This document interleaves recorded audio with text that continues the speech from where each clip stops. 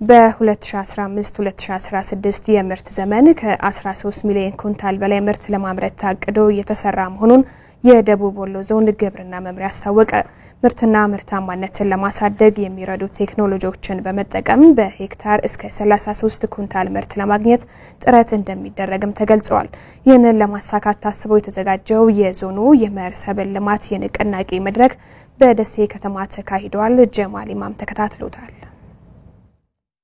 የ2015-16 የምርት ዘመን የመኸር ወቅት የሰብል ልማትና ሌሎች የግብርና ስራዎች የንቅናቄ መድረክ በደቡብ ወሎ ዞን ደሴ ከተማ የባለድርሻ አካላት በተገኙበት ተካሂዷል። በመድረኩ የ2014-15 የምርት ዘመን አፈጻጸም ቀርቦ የተገመገመ ሲሆን በ2015-16 የምርት ዘመን ዞኑ ሊያሳካቸው የታቀዱ ስራዎች ላይም ውይይት ተካሂዷል። በመድረኩ የስራ መመሪያ ያስተላለፉት የዞኑ ዋና አስተዳዳሪ አቶ አብዱ ሁሴን ባለፈው ዓመት የተመዘገበውን በሄክታር የ25 ኩንታል ምርት ወደ 31 ኩንታል ማሳደግ ግብ መቀመጡን ተናግረዋል። በዚህ ዓመት የታቀደውን 13 ሚሊዮን ኩንታል ማምረት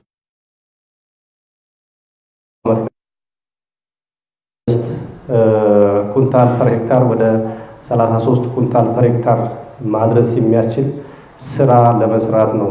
በምርት ዘመኑ ከ430,580 ሄክታር በላይ መሬት የሚታረስ ሲሆን ከዚህም 13.3 ሚሊዮን ኩንታል ምርት ይጠበቃል ሲሉ በዞኑ ግብርና መምሪያ የሰብል ልማት ቡድን መሪው ይመርሰድ ይናገራሉ። በ2015-16 የምርት ዘመን የባለፈውን ያገኘነውን ምርት ላይ በሄክታር 6 ኩንታል ለመጨመር እንደዚሁም ባለፈው ዓመት ያለማነውን መሬት ሙሉ በሙሉ በማልማት 430,588 ሄክታር መሬት በማልማት 13.4 ሚሊዮን ምርት ለማግኘት ነው ያቀርነው። ከዚህ አንፃር ይሄንን ለማሳካት በተለይ በዋና ሰብሎች ላይ ትኩረት ሰርተን እንድንሰራ አቅደን እየተንቀሳቀስን ያለነው። በመድረኩ ተሳታፊ የነበሩ የወረዳ ግብርና ጽሕፈት ቤት ኃላፊዎች እንደ ዞን የተቀመጠውን ግብ ለማሳካት በቅድመ ዝግጅት ስራ ላይ መሆናቸውን ተናግረዋል። ክላስተሮችን አደራጅተናቸው ብዙ ቦታ ያሉ ክላስተሮች ለመናገር ከዚህ እንደረ ደግሞ ይሄን ደግባት ተጠቅመን እስታይ ድረስ የንቅናቄ መድረኩን አውርደን ለባለሙያው ተገቢ የፓኬጅ ስልጠና ሰጥተን ያምናል ልምዳችን ይዘ ተሻለ ስራ እንሰራለን ብለን ነው የምናስበው። የባለፈው ዓመት አፈጻጸማችን ኒሊ ወደ 26 ኩንታል ፐር ሄክታር አምርተናል ማለት ነው። በዚህ ዓመት ደግሞ ከባለፈው ዓመት 3 ሄክታር እንጨምራለን። ኢንፋክት የዞኑ 31 ኩንታል ፐር ሄክታር ነው፣ የኛ ግን ወደ 29 ኩንታል ፐር ሄክታር እናመርታለን ብለን አስበናል። በዛ መሰረት ወደ 645,000 ኩንታል ምርት እናመርታለን ከ22612 ሄክታር መሬት ብለን በግብ ደረጃ አስቀምጠናል። ይሄንን ማለት ነው ከዘልማዳዊ አሰራር ተላቆ አዳዲስ ቴክኖሎጂዎችን ወደ ተግባር ለማስገባት እየሰሩ መሆናቸውንም ነው የገለጹት።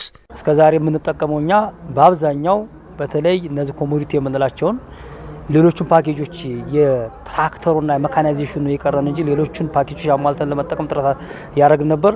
ዘንድሮ ምናልባት በሜካናይዜሽኑ በተገቢው እንጠቀመታለን ብለን እናስባለን። በተለይ ትራክተርን ከመጠቀም አኳያ በባለፉት ዓመታት በርካታ ስራዎች ሲሰሩ ቆይተዋል። በፍላጎትም ደረጃ ዘንድሮ ባለሀብቶች፣ አርሶ አደሮች በግለሰብ ደረጃም በቡድንም ደግሞ እንደዚሁ ጥያቄ ቀርቧል። ወደ 6 ትራክተሮች ይሄንን ወደ ስራ ማስገባት መቻል አለብንና ሜካናይዜሽን ላይ በተለይ ትራክተር ፋርሚንግ ላይ ትልቅ የሆነ ስራ መስራት አለብን። የዞኑ ዋና አስተዳዳሪ አቶ አብዱ ሁሴን የምርት ዘመኑ ዕቅድ ስኬታማ እንዲሆን በሁለንተናዊ ቅንጅት ውጤታማ ስራ መስራት እንደሚገባ ነው የተናገሩት።